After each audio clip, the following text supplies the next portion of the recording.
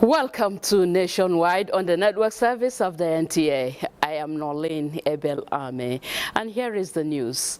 In line with the consumer-focused objectives of the Nigerian Communications Commission, NCC, and the Central Bank of Nigeria, CBN, have drawn up a framework to address consumer complaints arising from unsuccessful airtime and data transactions during network downtimes, system glitches, or human input errors where subscribers were debited without receiving value and experienced delays in resolution. A statement by Head Public Affairs Nigerian Communications Commission, Nnenna Okoha, says the framework represents a unified position by both the telecommunications and financial sectors on addressing such complaints. It identifies and tackles the root causes of failed airtime and data transactions, including instances where bank accounts are debited without successful delivery of services. Under the new framework, the purchaser is entitled to a refund within 30 seconds, except in circumstances where the transaction remains pending, of which the refund can take up to 24 hours. The framework further mandates operators to notify consumers via SMS of the success or failure of every transaction. Speaking on the development, the Director of Consumer Affairs at the NCC, Mrs. Freda Bruce Bennett, disclosed that the framework also establishes a central monitoring dashboard to be jointly hosted by the NCC and the CBN that will enable both regulators to monitor failures. Mrs. Bruce Bennett said implementation of the framework is expected to commence on March 1, 2026, once the two regulators have made final approvals and all processes are concluded. In another development, the Nigerian Upstream Petroleum Regulatory Commission, NUPRC, and the Nigerian Midstream and Downstream Petroleum Regulatory Authority, NMDPRA, are taking steps toward enhancing regulatory efficiency and encouraging investments in Nigeria's oil and gas sector. The renewed collaboration was formalized at a meeting held at the NUPRC headquarters in Abuja. Lydia Sampson reports. Both new in their respective assignments, they are, however, seasoned oil and gas experts and armed with knowledge of the complexities of the industry. They are emphatic that collaboration and partnership is sacrosanct in achieving goals. We are enablers for the industry, and without a shadow of doubt, we know that the industry is a heartbeat of the national economy. And so we are committed to ensure that things work properly and that the industry grows astronomically. Our own intention, first of all, is to come and improve the relationship between the brother and sister of this important industry. So it is in that spirit that we decided to come with my team so that we have that direction. They agreed to nominate representatives from each organization to address and resolve regulatory issues. To this effect, NUPRC and NMDPRA will hold quarterly meetings to ensure regular interactions designed to enhance their working relationship and promptly address challenges that may arise while regulating. In Abuja, Lydia Sampson, NTA News. Now, see call to the strategic coordination meeting on the demolition of the 23-story building. A joint stakeholders meeting and field assessment were conducted by the Lagos Operations Office of NEMA, led by Mr. Olatunde Mohammed, alongside representatives of LASEMA, Lagos State Fire and Rescue Service, Lagos State Materials Testing Laboratory, as well as Lagos State Building Building Control Agency, Lagos State Safety Commission, and Lagos Island local government officials. The team carried out a rapid assessment of the structures affected by the fire incident at Martin Street, including integrity testing and categorization of buildings based on severity of impact. The objective was to determine structural stability and identify buildings that may require partial or total demolition within the incident vicinity. This preliminary assessment report is intended to provide the Lagos State government with evidence-based guidance to support informed decision-making on necessary demolition, safety measures, and subsequent actions arising from the fire accident. The national president of the Miyetti Allah Cattle Breeders Association of Nigeria, MACBAN, has called on Fulani pastoralists across the country to uphold the rule of law and prioritize the education of their children as a safeguard for their future and national development. Mohammed Musa Askira reports that the MACBAN president, received by Governor Umar Namadi, was speaking in Jigawa, where he paid a sensitization visit to Fulani in the state. Our national president said Nigeria's pastoralist families estimated that over 40 million people have suffered disproportionately from crimes often attributed to them more than any other ethnic group in the country. He urged media organizations to exercise professionalism and national responsibility by avoiding ethnic or racial profiling against Fulani people, stressing that like every other group, there are law-abiding citizens as well as criminal elements which should not be used to label an entire race. He disclosed that association is working closely with security agencies to identify and expose criminals who disguise themselves in Fulani cultural attire to perpetrate crimes and tarnish the image of genuine pastoralists. He commended President Bola Ahmed Tinubu for recognizing pastoralists as core citizens, contributing meaningfully to Nigeria's socio-economic growth, describing the establishment of the Federal Ministry of Livestock Development as a landmark achievement that has brought a renewed hope to Fulani communities nationwide. We have the largest livestock population in the sub-Saharan region. But if you go to these countries that have far less livestock population than Nigeria, you realize that the GDP, their GDP contribution to the economics of those countries ranges from 35 to up to about 50%. The cattle breeding industry is a significant contributor to our state economy, and it provides livelihoods for thousands of our citizens. As government, we are committed to supporting the growth and development of the industry. Governor Umar Namadi represented assured the MACBAN leadership of the state commitments to investing in ranching and other modern livestock practices in Dutse. Muhammad Musa Askira, NTA News. From there, we take you to Kogi State, where the Nigeria Police Kogi State Command says it recorded a significant control in crimes during the 2025 Yuletide across the state. This, the command attributes to the collaborative efforts of other sister security agencies to ensure a crime-free season of celebration. Solomon Ayedehe reports. The Yuletide is characterized by high rate of criminal activities as bad elements in the society take advantage of season to make ends meet through dubious ways. To prevent this, the Kogi State Police Command, working with other sister agencies between the month of November and December 2025, arrested 82 suspects involved in various crimes, including 42 kidnappers, 22 armed robbers, and 9 cases of homicides. 5 persons were also arrested for unlawful possession of firearms, while 4 suspected rapists were also apprehended.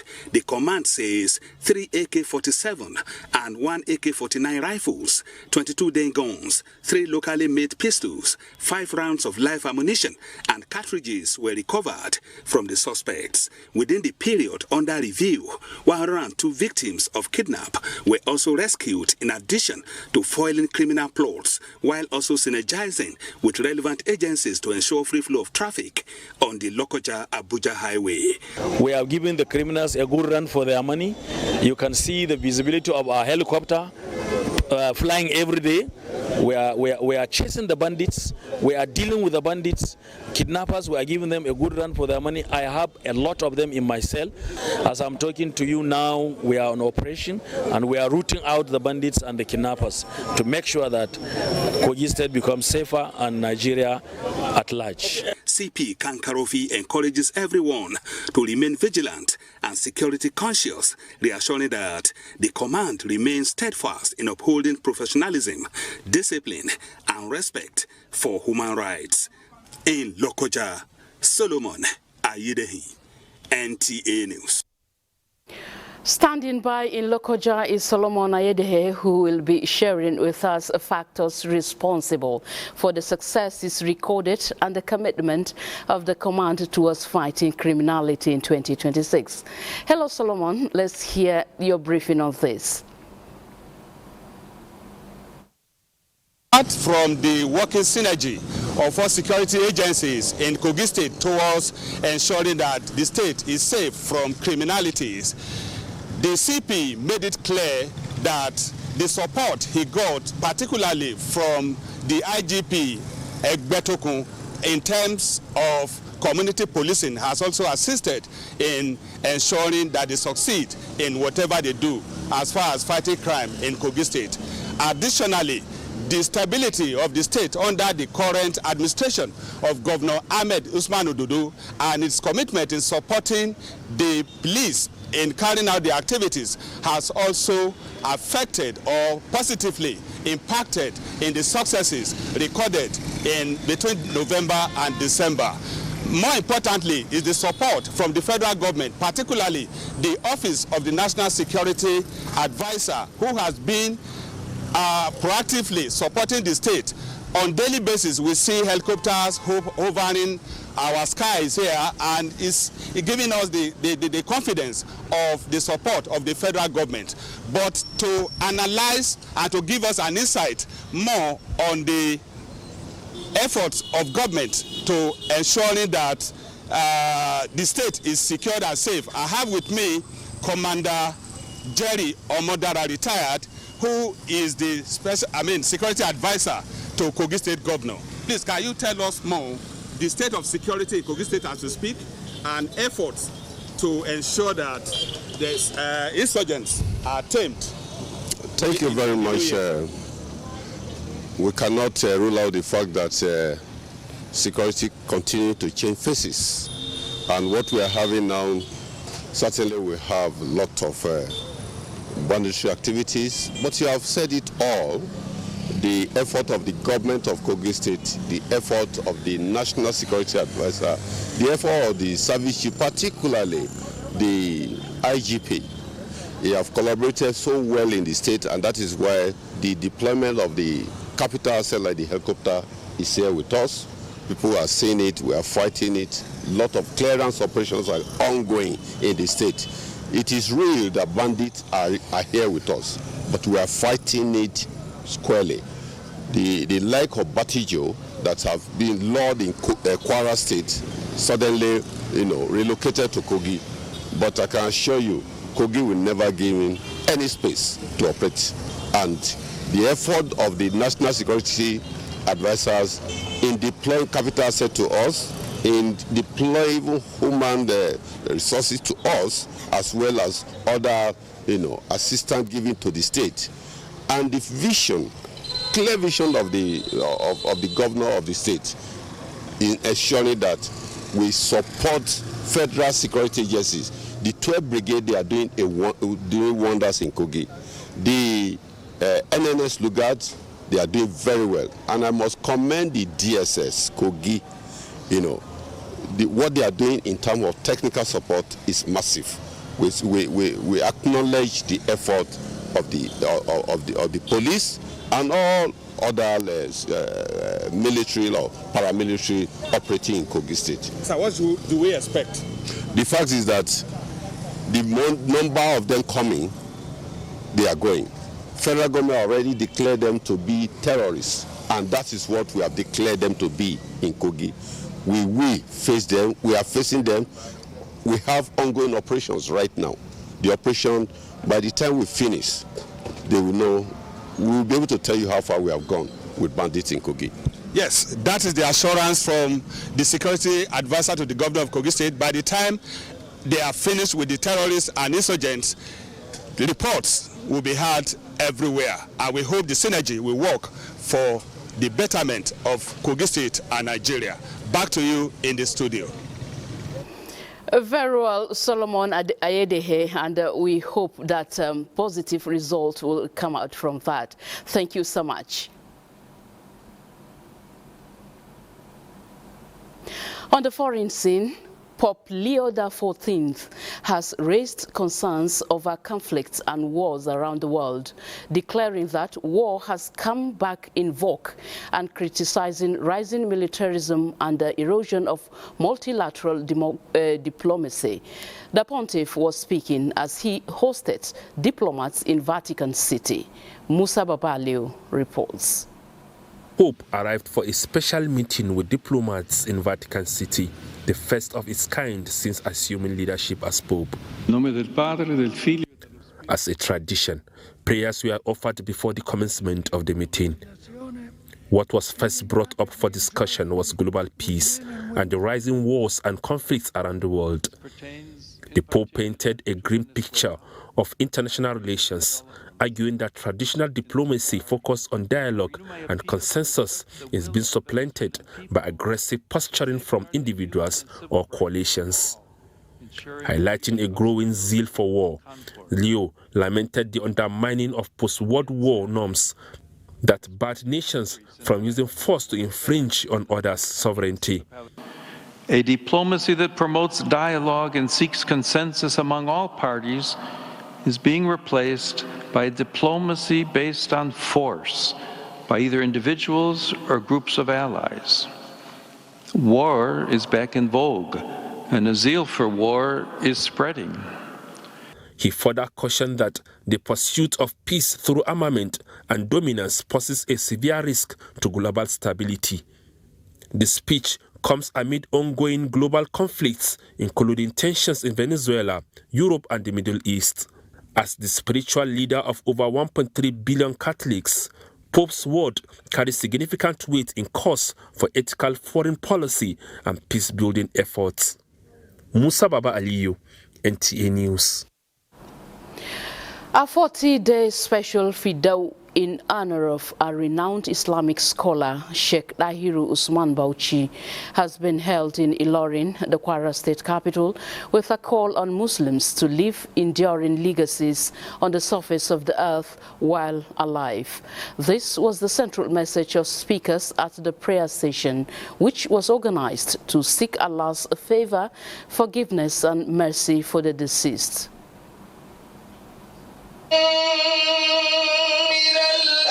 The premises of Markaz Rahmatullahi Litafiz al-Quran, a subsidiary of Sheikh Dahiru Usman Bauchi's Islamic Education Center, Tanke Ilorin, was filled with sympathizers and students from all walks of life who gathered to beseech Allah to forgive the sins of late Sheikh Dahiru Usman Bauchi. Speaking at the gathering, Sheikh Tajuddin Ismail Shalagberu commended the thoughtfulness of the organizers for recognizing and honoring the immense contributions of the late Islamic scholar to the propagation of Islam. He's just a man of God that likes the development of Quranic knowledge, especially memorization of the Quran that was not in existence in Kwara State before. For Sheikh to have a standard school like this one in Ilorin, Kwara State, was the first ever, and that is why the entire family of Maulana Sheikh Dahiru Usman Bauchi said that a 40 days prayer should be organized for him in this branch. The late Sheikh Dahiru Usman Bauchi died on the 27th of November 2025. Mutiat Ulushola, NTA.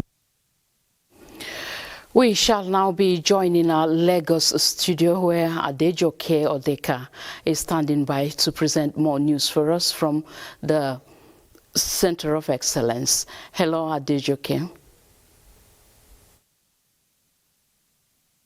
you, Nolene, and welcome to Lagos.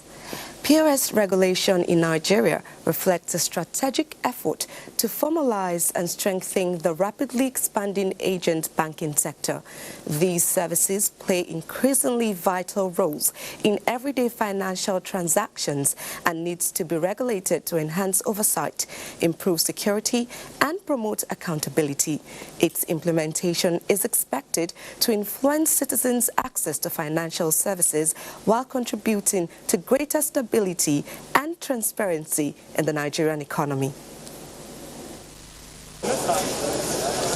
This is a difficult period for traders at Balogun Market.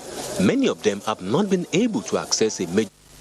The Corporate Affairs Commission mandated all POS operators to register with them by 1st January 2026 to sanitize and protect citizens' investment. With new or advanced technologies, the way businesses operate and deliver services has continued to evolve significantly across the country. One notable development is the adoption of point-of-sale POS systems, which transformed traditional methods of handling sales and financial transactions and helped ease the burden on citizens during periods of cash scarcity. However, citizens note that despite its benefits, the technology also comes with certain disadvantages. A lot of their charges are becoming very, very ridiculous. So if government is properly regulating them, it means that you, just like the way you have bank charges for maybe bank-to-bank transfers, interbank transfers and all of that,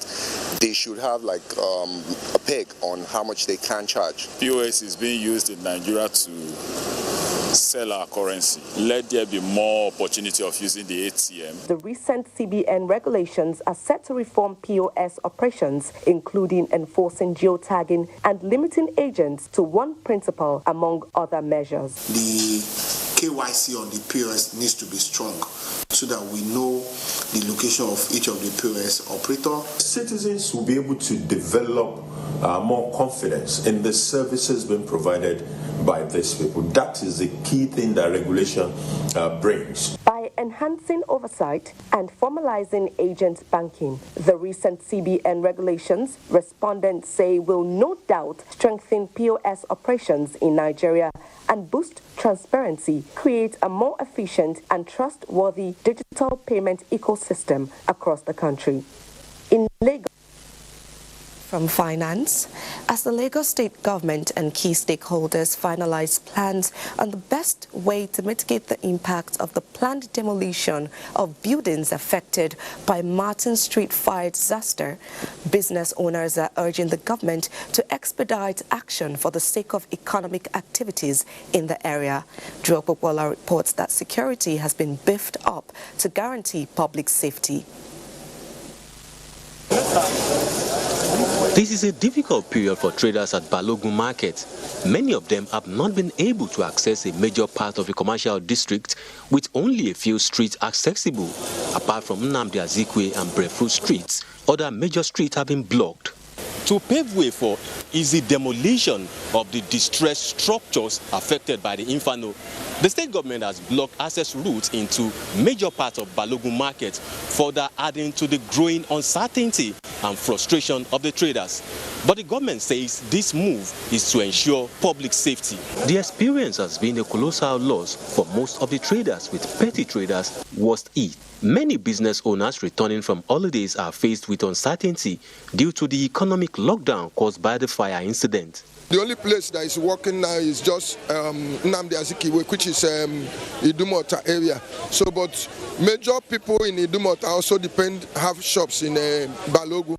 So, if Balogun is not operating, they will be operating at a skeletal basis. Even if you see where you can showcase your goods, you cannot allow to enter inside your plaza.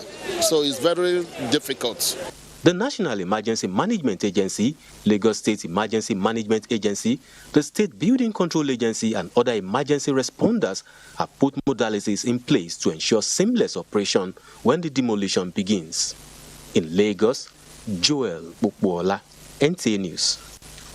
Those are the stories from Lagos. Nationwide continues in Very much for joining us here in Kaduna. The United Nations Children's Fund, UNICEF, is putting in more effort in addressing maternal and infant mortality, as well as out-of-school children. And this was made known at a strategic engagement with media executives, editors, and partners held at Ahmadu Bello University, Zaria. Lol Salau Inwa reports. The event was the second of its kind, where stakeholders and partners came together to discuss the performance as well as challenges faced by UNICEF in key areas of human endeavors in Kaduna State. Speakers say the support of UNICEF in addressing some of these challenges have been vindicated towards organizing capacity building in some local government areas in Kaduna and engaging community leaders for awareness and enlightenment. That we bring together our media colleagues to run a table so that we have a common understanding of what evidence can we use to develop messages and ensure that people are informed of what government interventions are, so they can be able to relate and be able to have a clearer understanding of what the government intervention and other partners is all about. The state government has been very consistent in providing 25% to education in the budgetary allocation of Kaduna in the last 3 years, 15% to health sector, and of course providing a single light change for nutrition. Kaduna is the first subnational to have partnered and provided over 750 million for the RUTF ready-to-use food initiative. Give media managers to understand why it is necessary for media to pay attention to education and health in Kaduna State is very important. I came at no better time than it did now because I've been able to learn a lot. Stakeholders believe that more support to media organizations and partnership will assist in providing correct data and relevant information to the society. The Kaduna State Police Command has rescued 71 victims of trafficking, including minors. While parading the suspect, the Commissioner of Police, Muhammad Rabiu, said they were apprehended in Kajuru local government area following coordinated intelligence. Going beyond the parade of the suspect, Suraj Abdullahi was on a fact-finding mission to the community in Kajuru and filed in this report. The explanation from them is that they are being trafficked to some part of this country for child labor. The 71 victims, among whom are minors, were subsequently reunited to their families. NTA visited Kalla community, where most of the victims were trafficked from. Ayuba Moses and Beauty Sunday are among the 71 rescued victims. Ayuba, a secondary school graduate, says he has been unable to collect his certificate since 2024 due to a 3,000 balance, a situation he says pushed him to seek survival elsewhere. He explained that he has no regret joining the group, a claim his mother confirms, admitting she was aware of his decision to travel with the suspects to Edo State. For Beauty Sunday, however, the experience has left her full of regret. While Ayuba and others believe leaving the community was the only option for survival, youth like Abigail and Marcus, alongside many others, insist that there are opportunities at home to contribute meaningfully to the growth of the local economy. If you leave the community, I think it will be a big problem for us. We are looking for a way forward that the government should assist these youth. Authorities and community leaders have cautioned parents and guardians to carefully weigh the consequences of their actions. The recruiters come with this juicy offer. They will tell you there's a job out there, probably for sales girl, or maybe you are going to work in a farm. Because that's what they do with the boys, like the youth. They say that, okay, to Ogun, to Benin. The girls, if they are unfortunate, they send them out for prostitution. Stakeholders say sustained collaboration between government, security agencies, and communities remain key to preventing future reoccurrence of the ugly incidents. In Kaduna, Suraj Abdullahi, NTA News. And that's our contributions from this end. Nationwide continues in our Abuja studio with Nolin. Nolin, over to you. Thank you very much, Mohammed Umar Ajingi. And now we take you to Calabar, as many Nigerians in Calabar are lauding the policy of the federal government to implement the Nigerian Tax Reform Act 2025, which became effective from January 1. The Cross River State government is intensifying sensitization on the public, reiterating commitment to ensure compliance while allaying public fears and misconceptions of a punitive tax regime. Maureen Leo Ajom reports.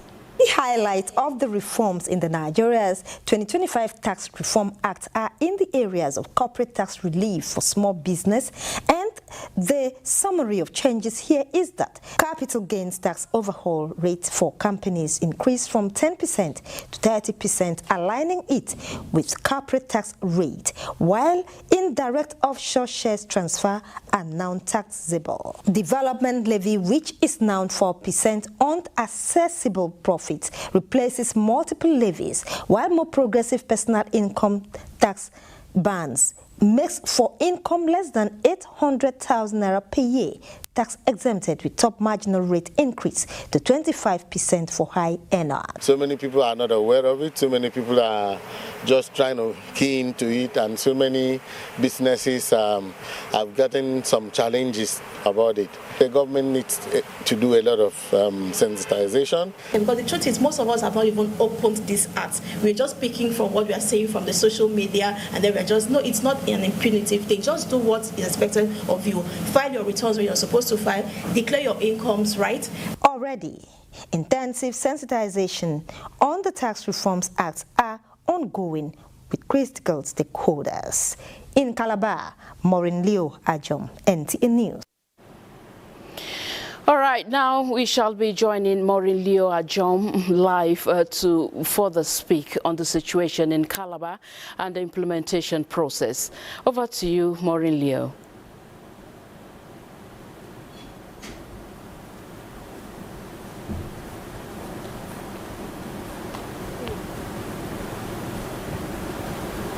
Would have caught me by now.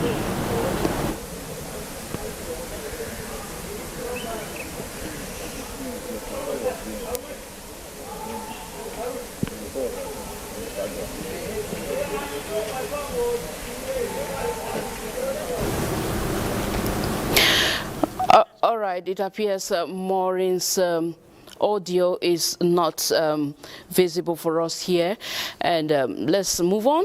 In response to the continued misuse of the Armed Forces celebration, the Defense Headquarters has urged journalists and citizens to adopt Armed Forces celebration and Remembrance Day in all future coverage.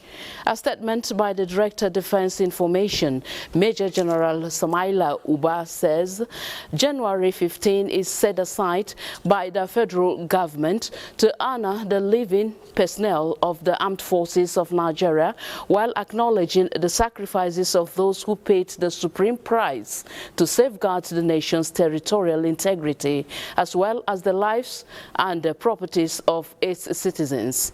Previously known as Armed Forces Remembrance Day, the name was officially changed to Armed Forces Celebration and Remembrance Day to reflect the dual essence of the occasion in honoring the living while also acknowledging the fallen heroes. The Defense Headquarters appreciates the media's unwavering support in the fight against insecurity and looks forward to even stronger collaboration ahead.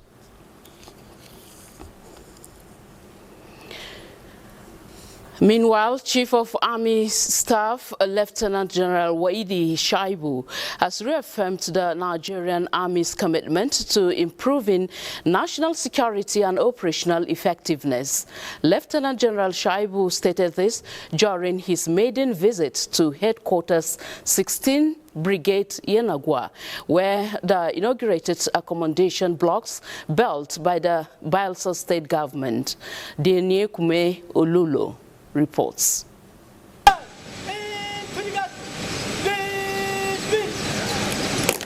The Chief of Army Staff, Lieutenant General Wahid Shaibu, arrived at the 16th Brigade where he inspected a quarter guard.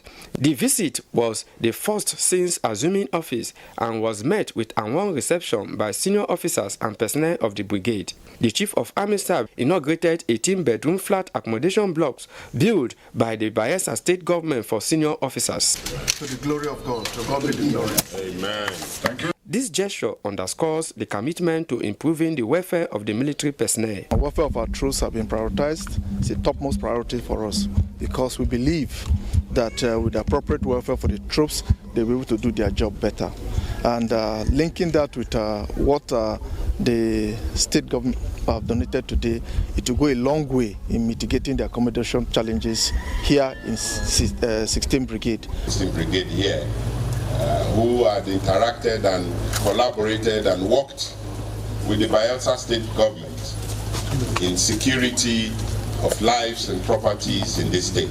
The facility is expected to enhance the living conditions of senior officers and their families, boosting morale and operational readiness. The Chief of Army Staff also visited headquarters Joint Task Force South-South Operation Data Safe, showing his commitment to regional security. The maiden visit of the Chief of Army Staff to the 16th Brigade is seen as a morale booster as well as reaffirming national security. From headquarters 16th Brigade, Yanukume Ulolo, NTA News. Thank you, Derek May. And still talking on the armed forces, the federal government will continue to provide the resources needed by the armed forces to address the security challenges in the country. President Tinubu, represented by Vice President Kashim Shettima, gave the assurance at the special Jumat prayer as part of activities marking the 2026 Armed Forces Celebration and Remembrance Day held at the Abuja National Mosque. State House correspondent Abdurrahman Jibrila reports. Allah keep Nigeria one. Allah keep Nigeria one. Allah will ask him to grant our politicians the wisdom to see things through the proper perspective. May all those who steer the affairs of this country, may Allah grant them the sympathy and empathy to bring about decisions that will be to the benefit of the Nigerian population. May Allah be with us together. The 2026 celebration and Remembrance Day of the Armed Forces is not only for financial support and to honor veterans, but also to provide an avenue to acknowledge the sacrifices of security personnel for their tireless efforts in safeguarding the nation. Our prayer is for Allah to forgive the race of our deceased officers and men, and may God grant them, their families, the fortitude to bear the irreparable losses. And we pray Almighty Allah to continue to protect and empower our armed forces to subdue all the crises that are bedeviling our nation. And inshallah, in the fullness of time, we shall have an enduring peace and prosperity. The special prayers also coincides with the successes recorded in the Northeast and other parts of the country. In Abuja, Brahman Jibrila, NTA News. In a related development, to develop a modern, agile and professional naval force dedicated to securing the Nigerian maritime environment, the Chief of Naval Staff, Vice Admiral Idi Abbas, says the welfare of personnel is an important component to boosting the operational readiness of personnel in the Eastern Naval Command. Udua Ketem reports that the Naval Chief stated this while inaugurating some of the facilities constructed to boost the welfare of personnel. The security of the nation's maritime domain against any form of illegality, internal and external threat, remains top priority of the Nigerian Navy, and one of the strategies to achieving this, the Chief of Naval Staff says, is to improve the welfare of personnel, noting that this will serve as a booster for them to discharge their duties creditably. Therefore, the inauguration of these two blocks of 12-by-1 apartments at the Timbo Barracks and several other projects ongoing is a demonstration of the Chief of Naval Staff resolve to match words with action. I've also gone around to check some of the ongoing buildings. Those are welfare issues, and for us to be able to have our men to keep us secured, their welfare too needs to be catered for. The naval boss also visited the Akem and Diamond Barracks, Eastern Naval Command Headquarters, and the Naval War College for an on-the-spot assessment. The Chief of Naval Staff was also at the Government House, Calabar, where he had an interaction with the state governor. Governor Basio too assured of the state government commitment to sustaining the synergy with the Nigerian Navy. About the welfare situation you mentioned here, yes, we've been trying to partner and help. It's just that the paucity of funds has been a little bit of a problem, but that notwithstanding, we are still going to do our best. The gully erosion you've talked about, we'll look at it. In Calabar, Uduak Etten, NTN. All right, still staying in Calabar, we shall now rejoin Maureen Leo, who will give us details of the situation in Calabar and implementation process as regards task. And welcome to Calabar. Even though Calabar residents are expressing mixed feelings over the new tax regime, a significant number of persons are lauding the policy of the federal government, especially for the fact that it has exempted the low-income earners. And with me to shed light on this, especially the state of preparedness of the Cross River State government for the implementation of the reform, is Dr. Patience Egu, who is the Revenue Assurance Cross River Internal Revenue Service. Well, the tax reforms is actually a welcome development in that it's going to bring about a more efficient and transparent tax system in Nigeria in line with international best practices on taxation.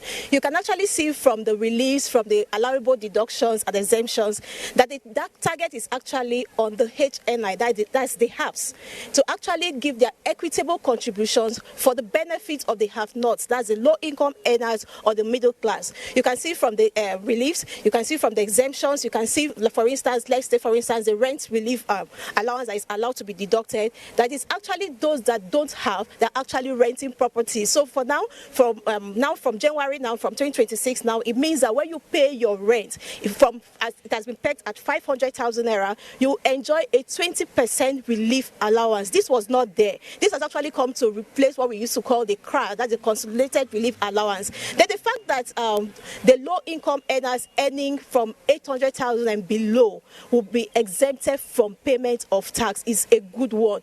They will have to now channel that what they would have ordinarily used to pay their tax into providing certain needs. Now, how is prepared the Cross River State government for its implementation? Oh, for Cross River State, we are actually ready for implementation. We have actually reviewed the provisions of the Nigerian Tax Administration Act, and we want to domesticate it in the state. We have done that, and soon the House of Assembly is going to actually pass that. And the Joint Revenue Board had actually sent to us an Harmonized Taxes and Levies Act, which we have also worked on, soon to be passed. So just some days ago, we had issued out a press release to our consultants directing that they should suspend. Thank you. We hope to join you some other time. Thank you. Yes, just as we've heard from her, the residents of Calabar are optimistic that this new tax regime will strengthen the economy while also empowering the citizenry. Back to the studio for the continuation of Nationwide News. All right, thank you so much, Maureen Leo, for your contribution from Calabar. And from that end, we take you to Enugu, where Comfort Ayum is standing by with more reports from there. And welcome to Enugu Network Center. As at January 2025, approximately 14.3 million Nigerians aged 15 to 64 are involved in drug abuse, significantly exceeding the global average of 5.5%. The National Drug Law Enforcement Agency NDLEA report shows that over 10 million individuals use cannabis which remains the most commonly abused substance in Nigeria. Grace Wilson is a report. Drugs are chemical substances that can change how your body and mind work. They include prescription, medicines over the counter, alcohol, tobacco, and illegal drugs. Meanwhile, drug abuse, also known as substance abuse, refers to the misuse of substance. Tramadol, codeine, that is commonly used in treatment of cough, is one of the common drug of addictions now that some patients in the hospital are admitted for. There are others that are addicted to pentazocine injections that are used in injecting for pains, especially mainly used by the surgeons during the operation. Some people just go into this drug abuse without even knowing that they are addicted already because of the poor information. So they need to be sensitized about this and also curb the channels where they can get these addictive drugs. The effect of drug abuse can be profound and far-reaching, impacting negatively on individuals, families, and communities in various ways, leading to health consequences, social and relationship problems, economic burdens, increased crime rate, and social instability. Drug abuse would harm your health. It to harm your family. You know, most families are broken down because of this drug abuse. It's addictive, so I would urge young Nigerian youth to please avoid being addicted to drugs. The rate of dropouts among students are high. If you go into a drug board admission now, you find out that majority of the people that are there are males.